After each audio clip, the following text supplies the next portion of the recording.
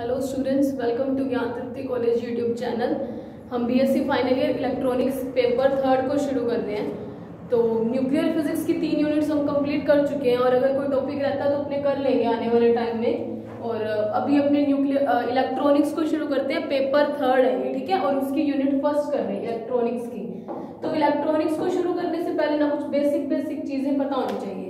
चलो, या फिर जैसे जैसे आगे आगे आती है मैं आपको वैसे वैसे वो चीजें बताती हूँ। सबसे पहले इलेक्ट्रॉनिक्स की फर्स्ट यूनिट के अंदर जो चीजें बार बार यूज होंगी, जैसे काफी सारी टर्मिनोलॉजीज हैं, हम उन टर्म्स को आज पढ़ते हैं, ठीक है। सबसे पहली टर्म है नेटवर्क। हम पढ़ क्या रहे हैं? इलेक्ट्रॉनिक्स पेपर 3, ठीक है। नेटवर्क को हिंदी में बोलते हैं जाल। अब जाल क्या है? देखो, एक ऐसा इलेक्ट्रिक सर्किट, ठीक है, एक ऐसा परिपथ जिसके अंदर क्या हो, काफी सारे मतलब एक सोर्स तो लगा ही हो, सोर्स के साथ साथ काफी सारे इलेक्ट्रिक एलिमेंट्स लगे हो। अब ये इलेक्ट्रिक एलिमेंट्स क्या होते हैं? इलेक्ट्रिक एलिमेंट्स मतलब प्रतिरोध,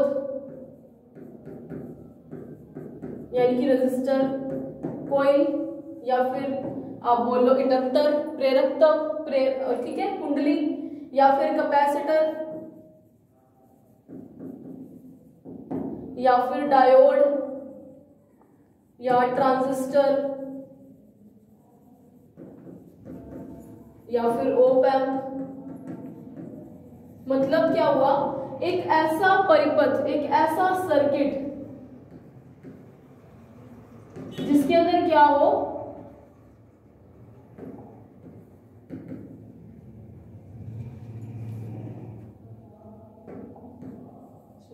एक ऐसा सर्किट जिसके अंदर सोर्स तो लगा हुआ हो, मतलब कोई भी सोर्स, चाहे वो इलेक्ट्रिक सोर्स हो, चाहे वोल्टेज मतलब चाहे वो करंट सोर्स हो, चाहे वोल्टेज सोर्स हो, सोर्स के साथ साथ काफी सारे इलेक्ट्रिक एलिमेंट्स, कई सारे, एक आधा नहीं कई सारे इलेक्ट्रिक एलिमेंट्स जुड़े हुए हो, तो ऐसे सर्किट को बोलते हैं नेटवर्क, यानी कि जाल। अब देखो, खुद अपने आप ही सोचो, जाल ही बनाना एक नेटवर्क के अंदर, मतलब एक सर्किट के अंदर या तो सिर्फ एक रेजिस्टर लगाओ तो वो तो एक सिंपल सर्किट है, लेकिन कोई एक दूसरा यहाँ पे वोल्टेज सोर्स लगा हुआ, ठीक है, सोर्स तो लगा ही होना चाहिए। अब एक सर्किट है जिसके अंदर मान लो एक रेजिस्टर लगा हुआ है, एक इंडक्टर कोई लगी हुई है, एक कैपेसिटर लगा हुआ है, फिर एक जीनर डायोड या कोई भी डायोड ले लो, ठीक है, डायोड ऐसी ही होती है, या ये वाली डायोड ले लेते हैं, फिर वीएन डायोड, कोई डायोड लगी हुई है, या फिर कोई ओप एम्प लगा हुआ है, ठीक है, इसके ऊपर किसी टर्मिनल से जुड़ा हुआ है और ये आगे किसी से जुड़ा हुआ है, फिर यहाँ पे कोई सोर्स लगा हुआ है। तो मतलब एक तो सर्किट ऐसा हुआ जिसके अंदर सिर्फ एक रेजिस्टर लगा हुआ है, आर लगा हुआ है, ठीक है।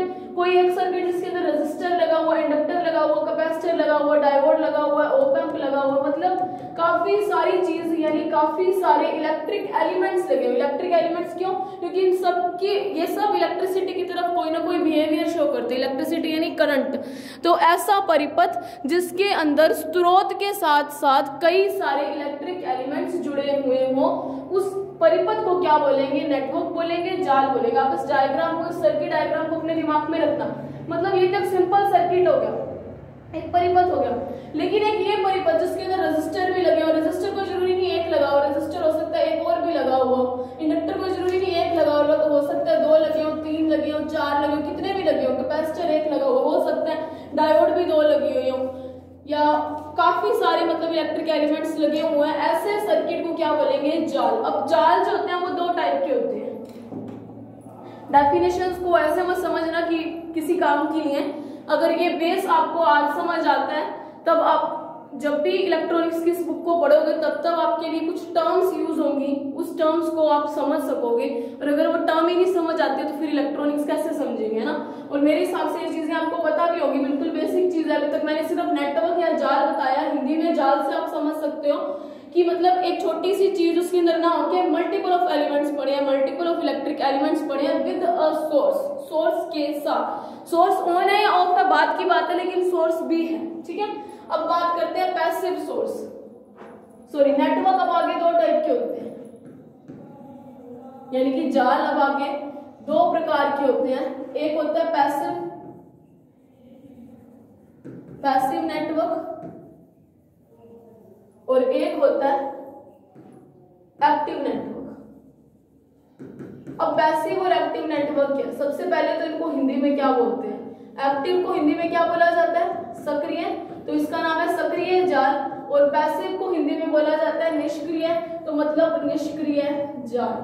तो अब ये है क्या चीज, यानी कि जाल तो है, यानी नेटवर्क जहाँ पे लिखा आ गया आपको समझ आ गया कि एक इलेक्ट्रिक एलिमेंट ना होने के बजाय मल्टीपल ऑफ इलेक्ट्रिक एलिमेंट्स हो सकते हैं, 2 ही हो सकते हैं, 3 हो सकते हैं, 4 हो सकते हैं, 5 6 कितने भी हो सकते हैं रजिस्टर ही 5 लगे हुए हो सकता है रजिस्टर के साथ साथ 3-4 कॉइल्स लगी हुई हो, इंडक्टर्स लगे हो। तो एक नेटवर्क का मतलब आपको समझ आया, वो सोर्स के साथ साथ काफी सारे इलेक्ट्रिक क्या लगे हो, एलिमेंट लगे हो। अब पैसिव और एक्टिव का क्या मतलब हुआ, पैसिव और एक्टिव दोनों नेटवर्क के टाइप होते हैं। अब एक ऐसा नेटवर्क जिसके अंदर अगर कोई सोर्स जुड़ा हुआ है, कोई एनर्जी सोर्स जुड़ा हुआ है, उसको तो बोलेंगे एक्टिव। एनर्जी सोर्स का मतलब है कोई बैटरी, ठीक है। अगर एनर्जी सोर्स जुड़ा हुआ है तो उसको तो बोलेंगे क्या, एक्टिव नेटवर्क। और अगर कोई एनर्जी सोर्स नहीं जुड़ा हुआ, अब आप सोचोगे नेटवर्क के डेफिनेशन में भी आया एनर्जी सोर्स नहीं जुड़ा हुआ, उसको बोलेंगे पैसिव नेटवर्क। देखो यहाँ पे सोर्स इसलिए बोला जाता है, हो सकता है सोर्स ऑन हो या ऑफ हो। ऑन हो तो मतलब सर्किट काम करेगा, अगर ऑफ हो तो सर्किट काम ही नहीं कर रहा। तो मतलब यहाँ पे भी वैसा ही कोई कॉन्सेप्ट है कि अगर एनर्जी सोर्स जुड़ा हुआ है और वो काम कर रहा है तो उसको एक्टिव नेटवर्क बोलेंगे। अगर कोई एनर्जी सोर्स ही नहीं जुड़ा हुआ या फिर सोर्स जुड़ा हुआ लेकिन उसको यूज ही नहीं कर रहे हैं, ऑफ पड़ा है, तो ऐसे सर्किट को बोला जाता है पैसिव नेटवर्क, ठीक है। तो अभी तक ये 2 चीजें हमने पढ़ी है। नेटवर्क पढ़ा है कि नेटवर्क क्या होता है, एक ऐसा सर्किट जिसके अंदर क्या हो, सोर्स के साथ साथ इलेक्ट्रिक एलिमेंट्स जुड़े हुए काफी सारे, उसको बोलेंगे नेटवर्क यानी जाल। अब ये जाल आगे 2 टाइप का होता है, एक एक्टिव नेटवर्क और एक होता है पैसिव नेटवर्क। पैसिव नेटवर्क के अंदर सोर्स नहीं जुड़ा हुआ होता, एनर्जी सोर्स मतलब चाहे कोई ऐसा सोर्स हो जिससे करंट मिल रही हो सर्किट के अंदर, या चाहे कोई ऐसा सोर्स हो जिसके साथ कोई वोल्टेज ईएमएफ प्रोड्यूस हो रहा हो, ठीक है। ये चीजें आपको पता। एक्टिव सोर्स मतलब एनर्जी सोर्स नहीं जुड़ा हुआ। अब देखो सोर्स भी 2 टाइप के होते हैं, एक हो सकता है वोल्टेज सोर्स, ठीक है, और एक हो सकता है करंट सोर्स। तो अपने पहले बात करती है वोल्टेज सोर्स की, ठीक है। वोल्टेज सोर्स में देखो, अगर एक मैं आइडियल वोल्टेज सोर्स की बात करूं, आदर्श वोल्टता स्रोत, ठीक है। अब इंग्लिश के टर्म्स को याद रखने की आदत डालो, क्योंकि आप जब एमएससी करोगे तो आपको हिंदी में कोई नहीं पढ़ाएगा, इसीलिए अब थोड़ा थोड़ा इंग्लिश को अपने दिमाग में बिठाना शुरू करो। आइडियल वोल्टेज सोर्स यानी कि आदर्श वोल्टता स्रोत। अब आदर्श वोल्टता स्रोत क्या है, मान लो कि एक सर्किट है, ठीक है, इसके अंदर कोई वोल्टेज सोर्स लगा हुआ है, या मैं ऐसे करके शो कर देती हूँ, ठीक है। ये वोल्टेज सोर्स है मेरे पास, ठीक है, और यहाँ पे क्या लगा दिया, रेजिस्टर लगा दिया, ठीक है। अब वोल्टेज सोर्स एक ऐसा सोर्स हो, या इस डायग्राम को छोड़ते हैं, या आइडियल वोल्टेज सोर्स बताते हो, एक ऐसा सोर्स जिससे क्या हो,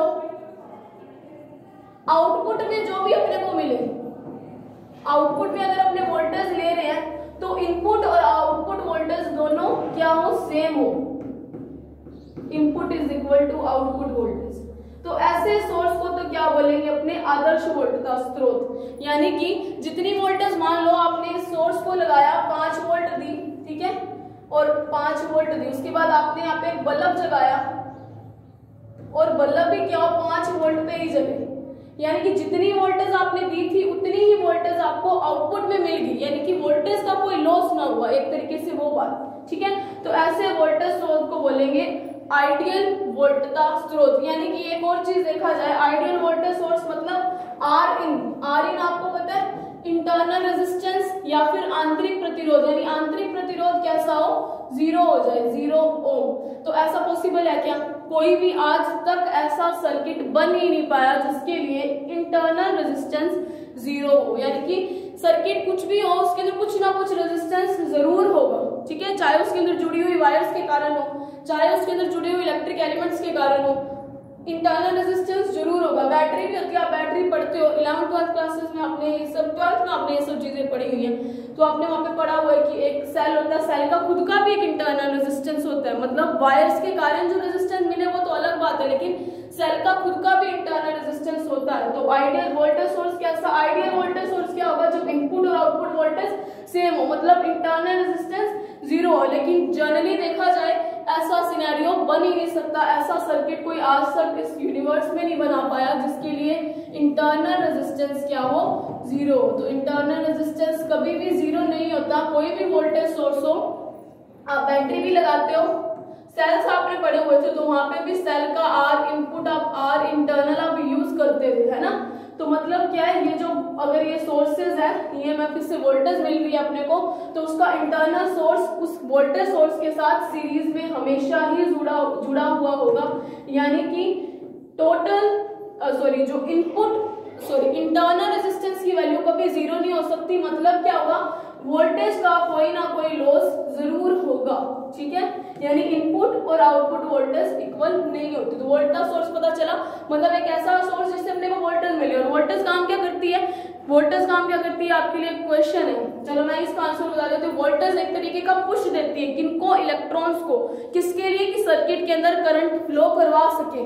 तो वोल्टेज या ईएमएफ एक तरीके का फोर्स ही होता है जो क्या करता है, जैसे सर्किट है, ठीक है, करंट। अब देखो इलेक्ट्रॉन्स कहाँ जाते हैं, नेगेटिव टू पॉजिटिव, तो करंट कहाँ जाएगा, पॉजिटिव टू नेगेटिव। तो ये करंट की डायरेक्शन है, ठीक है। अब ये क्या है, यहाँ पे वोल्टेज सोर्स है। वोल्टेज सोर्स क्या करता है, इस वायर को, यानी जो कंडक्टर मटेरियल लगाया हुआ है उसके अंदर इलेक्ट्रॉन्स को पुश देता है, किसके लिए, कि वो positive, negative to positive direction में बहे, और उस इलेक्ट्रॉन की डायरेक्शन की अपोजिट अपने को क्या मिलती है, करंट मिलती है। तो अगर आपसे कोई पूछे ना वोल्टेज का काम क्या है, वोल्टेज सोर्स का, तो वोल्टेज सोर्स का काम है इलेक्ट्रॉन्स को पुश देना, इलेक्ट्रॉन्स को धक्का लगाना, इलेक्ट्रॉन्स पे फोर्स लगाना, जिसके कारण वो इलेक्ट्रॉन बहते हैं।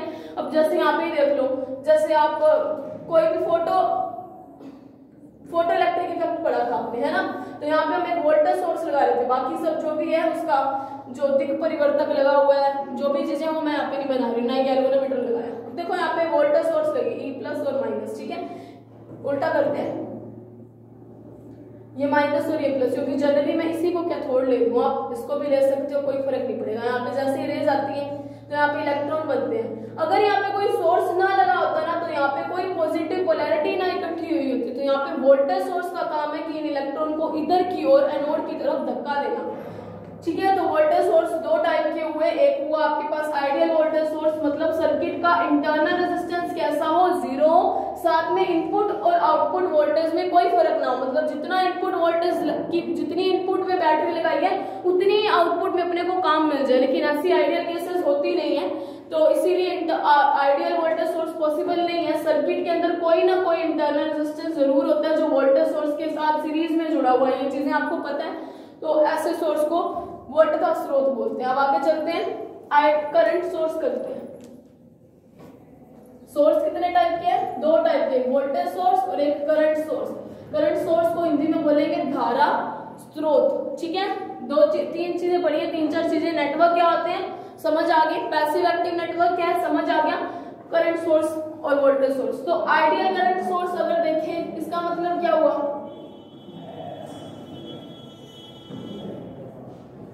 आइडियल करंट सोर्स का मतलब आपको बता देखो, मान लो कि ये आपने कोई करंट सोर्स लगाया, ठीक है, ये आई मतलब करंट और ये एक सोर्स, यहाँ पे क्या रेजिस्टेंस लगाया और यहाँ पे मेरे को क्या करना है, इन टर्मिनल्स पे आउटपुट करंट को मेजर करना है, आई आउट लिख दिया मैंने, ठीक है। यानी कि यहाँ पे जो देखो, इनपुट को हिंदी में बोला जाता है निवेशी, आउटपुट को हिंदी में बोला जाता है निर्गत, ठीक है। मैंने क्या मान लिया, आइडियल करंट सोर्स बता रही हूँ, मान लिया कि ये मेरे पास एक सोर्स लगा हुआ है, मैंने सोर्स शो किया, ठीक है, और उस सोर्स को मैंने नाम दे दिया IS। आई यानी कि करंट जनरेट कर रहा है, एस यानी कि सोर्स, यानी कि आप एक तरीके से ये मान लो इनपुट करंट है यहाँ से, ठीक है, जो अपने दे रहे हैं, आउटपुट करंट अपने को देखना है। अब देखो आइडियल करंट सोर्स क्या होगा, ऐसा करंट स्रोत या ऐसा सोर्स जिसके अंदर क्या, जितना करंट यहाँ पे दिया आउटपुट में हमें उतना ही करंट मिल जाए, मतलब input current I input is equals to I output हो, यानी करंट का कोई लॉस हो ना, ऐसा कब हो सकता है।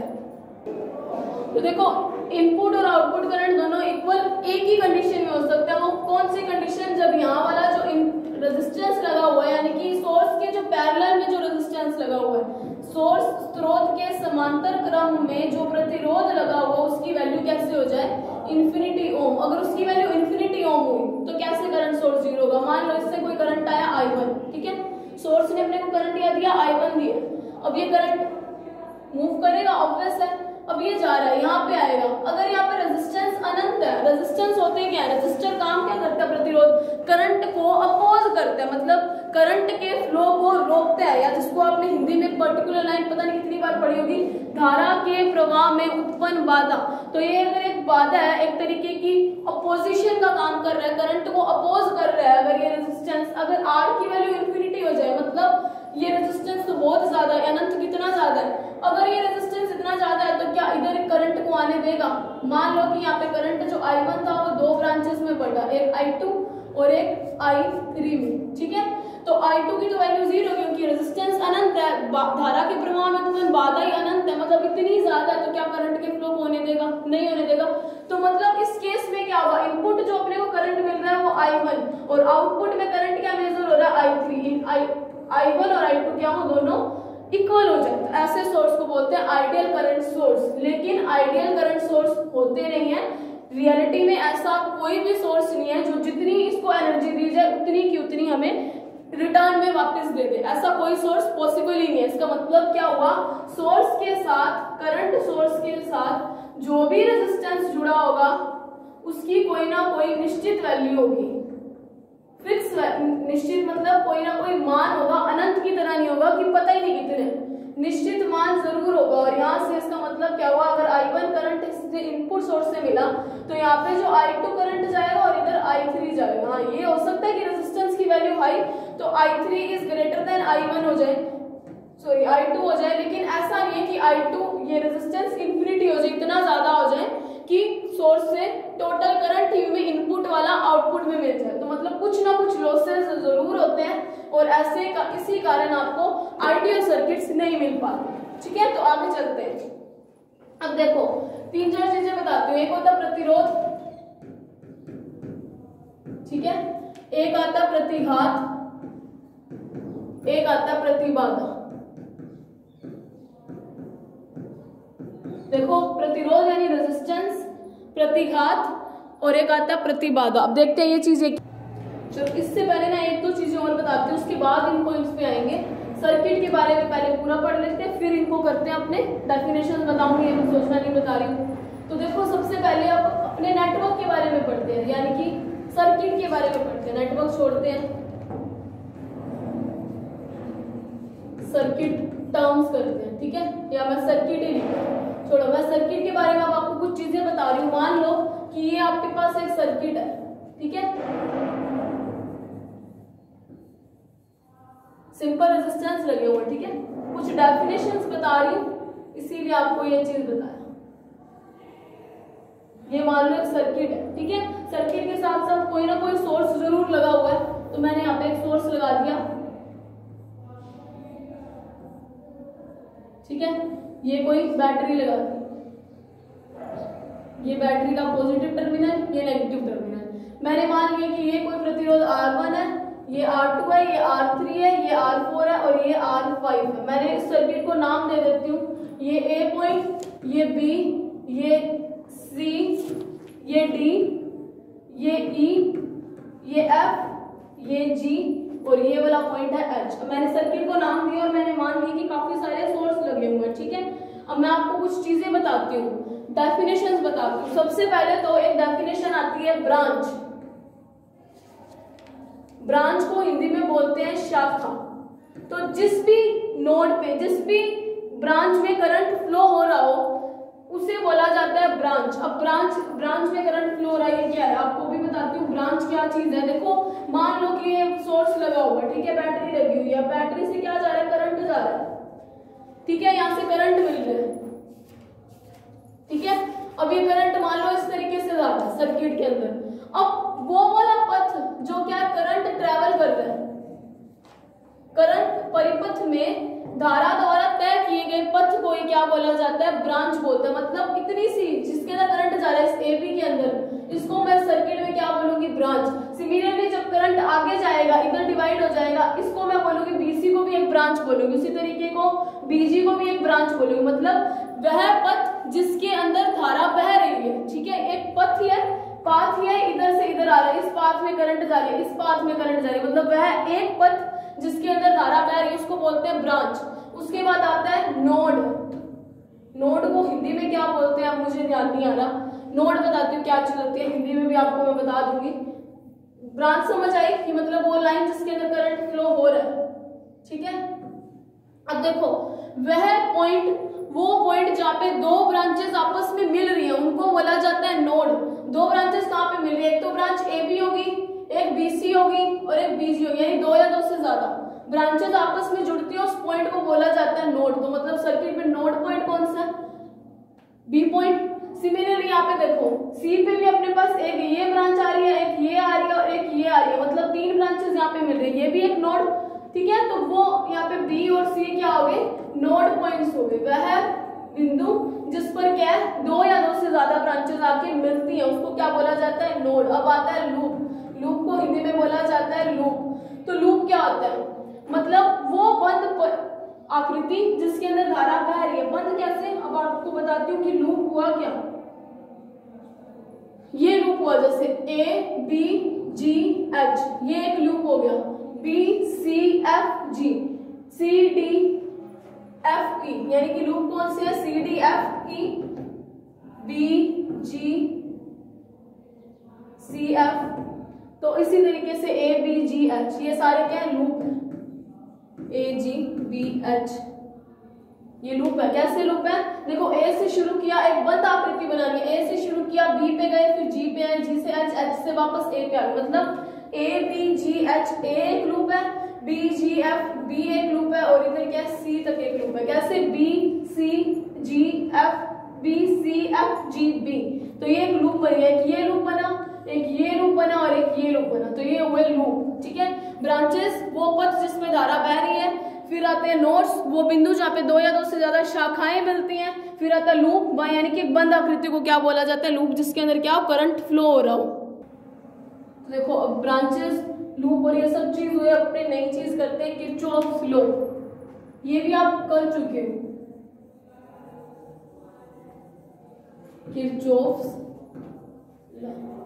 किरचॉफ का नियम बोलते हैं इसको हिंदी में, ठीक है। आप ये चीज तो आपको अच्छे से याद होगी। किरचॉफ के दो नियम होते हैं, एक होता है करंट लॉ और एक होता है वोल्टेज लॉ। जल्दी जल्दी करते हैं। करंट लॉ जो होता है इसको आप चार्ज कंजर्वेशन लॉ भी बोलते हो,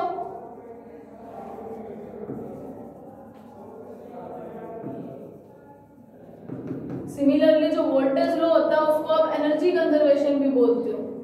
अब ये क्या चीज है,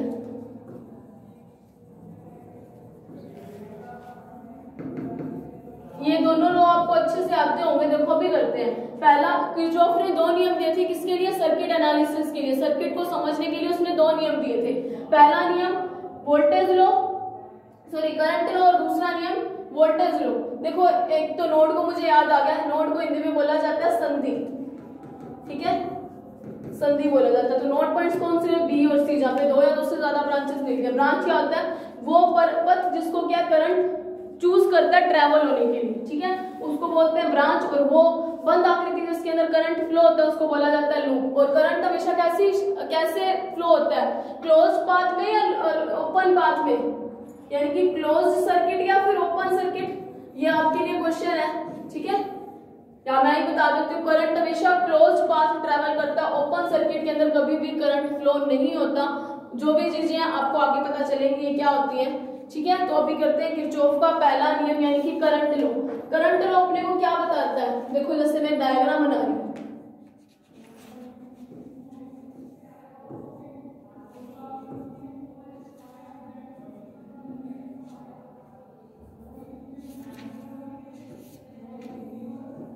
मान लो कि ये कोई I1 करंट है, ये I2 करंट है, ये I3 करंट है, ये I4 करंट है, ये I5 करंट है और ये I6 करंट है, और ये एक तरीके से सब ब्रांचेस हैं।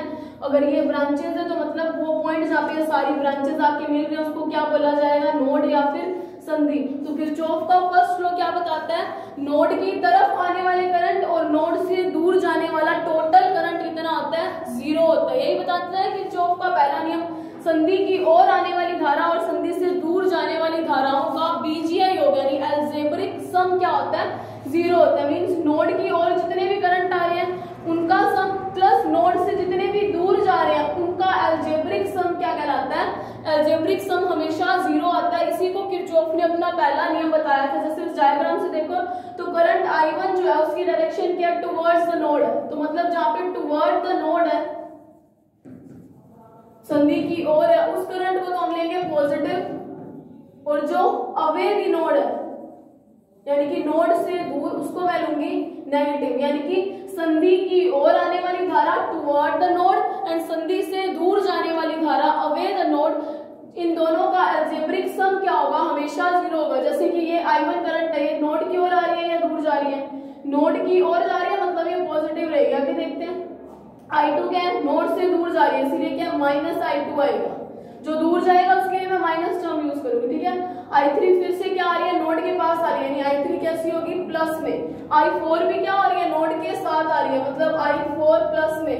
I5 क्या नोड से दूर जा रही है, यानी कि माइनस में I5 आएगी। सिमिलरली मैं I6 देखूं तो वो भी नोड से दूर जा रही है। तो जैसा कि किरचॉफ ने बोला था, algebraic sum of total current remains 0, तो मैंने रिमेन्स 0 तो मैंने 0 कर दिया। अलजेब्रिक सम बोलना जरूरी है क्योंकि साइंस को हम कंसीडर कर रहे हैं। तो यहां से मुझे क्या पता चलेगा, I1 plus I3 plus I4 किसके इक्वल आएगा, I2 plus I5 plus I6, यानी कि टोटल करंट किसके इक्वल आएगा, एक तो संधि की ओर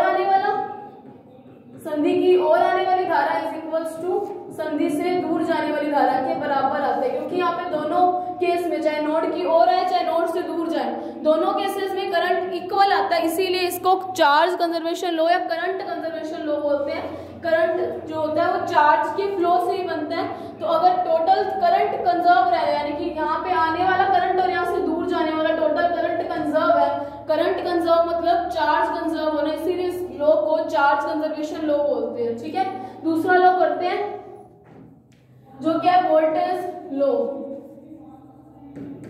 वोल्टता का नियम किरचॉफ का। मैंने मान लिया कि मेरे पास ये कोई रेजिस्टेंस है, फिर एक और रेजिस्टेंस है, ठीक है। इसको मैंने मान लिया R1 है, इसको मैंने मान लिया R2 है। यहाँ पे एक बैटरी का सोर्स लगा हुआ है, ठीक है, और एक यहाँ पे लगा हुआ है। सर्किट ऐसे मैंने फॉर एग्जांपल लिया, ये E2 है और मैंने ये मान लिया E1 है, ठीक है। ये पॉजिटिव टर्मिनल, ये negative terminal, positive terminal negative terminal, ये रेजिस्टेंस है, ठीक है।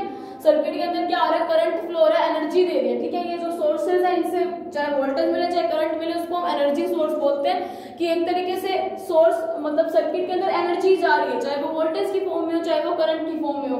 अब किरचॉफ का दूसरा नियम क्या कहता है, किरचॉफ के दूसरे नियम के अकॉर्डिंग जो टोटल वोल्टेज है किसी भी सर्किट में टोटल वोल्टेज का भी अलजेब्रिक सम क्या होता है, 0 होता है। टोटल वोल्टेज का अलजेब्रिक सम 0 कैसे होगा अपने वो देखते हैं, ठीक है। जैसे ही अपने को मेरे को पता है कि ये बैटरी इस तरीके से जुड़ी हुई, तो मतलब करंट का फ्लो इस तरीके से होगा। ये करंट फ्लो को शो कर रहा है, तो मतलब मैंने एक डायरेक्शन पकड़ ली, मैं इस डायरेक्शन में क्या है सब चीजें मेजर करूंगी इस तरीके से, ठीक है। अब देखो आप जा रहे हो इस तरीके से, जब भी आप बैटरी सोर्स को देखोगे -2 प्लस की ओर जा रहे हो, इसका मतलब क्या हुआ, एनर्जी क्या होगी इस केस में बढ़ेगी। या फिर आप ये मान लेना कि इस केस में आप पॉजिटिव साइन का यूज करोगे, और जब भी आप प्लस से माइनस की ओर जाते हो, किसके लिए, वोल्टेज सोर्स के लिए, तो उस केस में एनर्जी की वैल्यू घटती है क्योंकि डायरेक्शन अपोजिट हो जाती है। तो उस केस में आप नेगेटिव साइन को यूज करोगे। यानी कि मैंने ऐसा लूप लिया है, इस तरीके से मैं फ्लो को इस तरीके से मैं जाऊंगी सारे के सारे सर्किट के अंदर वोल्टेज का अलजेब्रिक सम लेने के लिए, क्योंकि इसने क्या बताया, वोल्टेज का अलजेब्रिक सम टोटल में क्या होगा, 0 होगा, यानी वोल्टताओं का बीजीय योग 0 होगा। कैसे बीजीय होगा, मैंने ये डायरेक्शन ले लिया, मैंने क्या करंट जा रहा है इस तरीके से, मैं जा कैसे रही हूँ -2 प्लस की ओर, मतलब मेरा जो पहली जो वोल्टेज आएगी वो E1 आएगी, क्योंकि इस सोर्स से E1 मिल रही है और वो भी कैसी है, प्लस में। अब मैं यहाँ पे क्या करंट इधर आया, R1 पे आया, R1 पे करंट आया, तो इधर कोई करंट और इधर करंट, यहाँ पे जैसे ही रेजिस्टेंस को क्रॉस करेगा तो कोई ना कोई वोल्टेज ड्रॉप जरूर मिलेगा। तो मैंने मान लिया कि वो वोल्टेज ड्रॉप क्या है, वो V1 है, ठीक है। अब वोल्टेज ड्रॉप हुआ, यानी कि यहाँ पे कोई करंट की वैल्यू आ रही थी, मान लो 6 एम्पियर है, ठीक है। तो ये रेजिस्टेंस को पास करेगी। रेजिस्टेंस का काम क्या है, धारा के मार्ग में बाधा बनाना, मतलब करंट को अपोज करना। अगर करंट को ये अपोज करेगा रेजिस्टेंस, तो मतलब यहाँ पे कुछ ना कुछ तो लॉस होगा। मान लो कि 0.5 एम्पियर का लॉस हो गया, और वो लॉस सर्किट में हीट की फॉर्म में मिलता है, यानी कि जब सर्किट के अंदर करंट फ्लो होगा तो आप कुछ टाइम के बाद आप चार्जर पे यूज करते हो, तो आपको पता है आप चार्जर यूज करने के बाद मतलब फोन चार्ज किया तो कुछ टाइम के बाद आपकी चार्जर का जो अडेप्टर होता है वो गर्म हो जाता है, वो एक तरीके से लॉस ऑफ वोल्टेज यानी एक तरीके से वोल्टेज ड्रॉप को ही दिखा रहा है। तो सेम यहाँ पे कि जैसे यहाँ पे करंट आया तो 0.5 एम्पीयर का जो लॉस होगा ऐसा मत सोचना वो जाएगा कहाँ, तो वो हीट की फॉर्म में होगा, मतलब सर्किट की जो वायर्स होंगी वो जरूर गर्म हो जाएंगी जिसके कारण ये लॉस होगा। वोल्टेज के अंदर कमी आई है तो मैंने क्या मान लिया -V1 साइड, क्यों? क्योंकि वोल्टेज ड्रॉप यहाँ पे जितनी भी वोल्टेज आएगी इस पॉइंट पे वो उससे कम ही होगी क्योंकि वो रेजिस्टेंस को क्रॉस कर चुकी है। अब फिर ये चीज होगी मैंने यहाँ तक सॉर्ट आउट, आगे या करंट फिर यहाँ पे 5.5 एम्पियर आया, लेकिन यहाँ पे फिर से करंट का कुछ ना कुछ लॉस होगा। मैंने मान लिया कि जो वोल्टेज में ड्रॉप है वो इस पॉइंट के लो, इस रेजिस्टेंस के लो R2 के लो वोल्टेज में ड्रॉप क्या है V2 है। अगर वोल्टेज में ड्रॉप V2 है मतलब इस पॉइंट में जितनी भी वोल्टेज थी रेजिस्टेंस को फ्लो करके वोल्टेज की वैल्यू कुछ ना कुछ तो कम होगी, because V is proportional to I। अगर करंट घट रहा है तो मतलब वोल्टेज भी घटेगी ना, ओम्स लॉ। तो उस केस में मतलब मेरी V2 की वैल्यू भी कैसी आई, नेगेटिव की आई। और मैंने आपको फिर बताया था जब आप डायरेक्शन कहां से जा रहे हो +2 -Q, यानी ये सिर्फ वोल्टेज सोर्स में ये चीज आप बुक में साइड पे लिख लेना, आपको याद रहेगा। +2 माइनस टर्मिनल की ओर जाते हो तो उस केस में क्या एनर्जी घटती है जिसके कारण हम फिर से नेगेटिव साइन का यूज करेंगे, तो -E2 = 0। क्योंकि किरचॉफ ने क्या बताया कि algebraic sum of voltage also 0, algebraic वोल्टताओं का भी बीजीय योग 0 होता है। अगर ऐसा है तो मुझे पता चला, ये लाइन मैं यहाँ पे लिख रही हूँ तो यहाँ से मुझे पता चला E1 - E2 किसके इक्वल आ रहा है, V1 + V2 के, यानी कि क्या है टोटल वोल्टेज या एनर्जी वो भी क्या है हमेशा कंजर्व रहती है, क्योंकि इसके अंदर एनर्जीज को कंसीडर करते हैं इसीलिए इसको एनर्जी कंजर्वेशन लॉ बोलते हैं। तो ये किरचॉफ का नियम हुआ। तो अब करते हैं वही प्रतिघात, प्रतिबाधा, प्रतिरोध। प्रतिरोध को इंग्लिश में बोलते हैं रेजिस्टेंस, प्रतिबाधा को प्रतिघात को इंग्लिश में बोलते हैं रिएक्टेंस,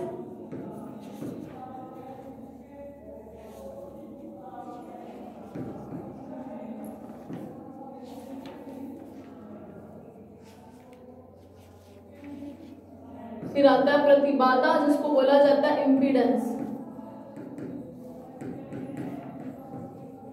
इन वर्ड्स को आपको सुन के कुछ समझ आया होगा, ये चीजें आपने यूज की हुई है, ठीक है। प्रतिरोध क्या होता है, ये होते इन सबकी यूनिट ओम होती है सबसे पहली चीज, यानी कि ये सब के सब क्या करते हैं करंट को अपोज करते हैं। हो सकते हैं कि कोई करंट कोई चीज ऐसी हो, मतलब कुछ ये एक तरीके के है तो इलेक्ट्रिक एलिमेंट्स ही है ना, प्रतिघात है तो वो भी एक इलेक्ट्रिक एलिमेंट है, प्रॉपर्टी है सर्किट में, प्रतिबाधा है तो वो भी प्रॉपर्टी है। तो वो जो भी चीजें अपने अभी देखते हैं, मान लो किसी सर्किट के अंदर ये वोल्टेज सोर्स लगा हुआ है, मान लो कि ये रेजिस्टेंस R लगा हुआ है, ठीक है, और यहाँ पे कुछ वोल्टेज सोर्स लगा दिया, तो वोल्टेज सोर्स से जो भी वोल्टेज मिल गई या करंट सोर्स लगा दिया I, ठीक है, उससे जो भी करंट मिल रहा है, यहाँ पे अगर I1 करंट आया तो रेजिस्टेंस को क्रॉस करते ही I2 करंट आएगा, क्यों? क्योंकि ये रेजिस्टेंस को अपोज करता है और हमेशा I1 की वैल्यू I1 I2 से ज्यादा होगी, ठीक है। तो इसकी यूनिट भी ओम है, इसको प्रतिरोध बोलते हैं। तो ये आपको पता है कि अगर सिंगल एक रेजिस्टेंस लगा हो मतलब करंट को अपोज करते हैं ये तीनों चीजें, तो इसके केस में तो क्या आएगा प्रतिबाधा बोलेंगे, जो भी अपोज कर रहा होगा करंट को, रेजिस्टेंस लगाओ तो। और अगर किसी सर्किट के अंदर मान लो एक कॉइल लगी हुई है प्लस एक कैपेसिटर लगा हुआ है, ठीक है, कैसे करंट सोर्स में, ठीक है, यहाँ से करंट जा रहा है I, तो इस केस में जो भी सर्किट के अंदर एक तरीके से धारा के मार्ग में उत्पन्न बाधा को क्या बोलेंगे, प्रतिघात में बोलेंगे। जब रेजिस्टेंस लगा हो प्रतिरोध बोलेंगे, तब तो धारा के उत्पन्न में बाधा को प्रतिरोधकता प्रतिरोध बोलेंगे, ठीक है। जब इंडक्टर कॉइल L और कैपेसिटर C लगा हो उस केस में जब धारा के प्रवाह में उत्पन्न बाधा को बोलेंगे प्रतिघात। और अगर किसी केस में रेजिस्टर, इंडक्टर कॉइल, कैपेसिटर तीनों लगे हो तो इस केस में जो धारा के प्रवाह में उत्पन्न बाधा होती है उसको प्रतिबाधा बोलेंगे। मतलब प्रतिघात कब आएगा या रिएक्टेंस कब आएगी, जब अपने पास L और C सर्किट में जुड़े हो। प्रतिबाधा कब आएगी, जब R, L और C तीनों जुड़े हुए, ठीक है।